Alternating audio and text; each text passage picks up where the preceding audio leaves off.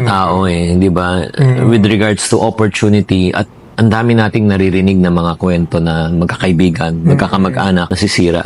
Oo, hindi lamang yan. Money changes people Mabuti pa ngayon nag-uumpisa ka, wala pa kayong pera. Halimbawa, business partners mo, hindi makasama kayo. Aba, kung kailan sumisikat na yung negosyo mo at lumalaki na yung negosyo mo, nagbabago yung tao. At yung pagbabago niyan, hindi lamang pera na naman all the time. Isang malaking bagay dyan na nagbabago ng pananaw ng tao, partner mo, ego. Sumikat na yung business, bakit puro itong partner ko ang nakikilala, ako hindi? Oo. So, yung mga bagay na yung pumapasok, kaya isa sa mga pinakamalagang napag-aralan ko, at hindi lahat ng Chinese family business pareho. Maraming kakasalan ng ganyan.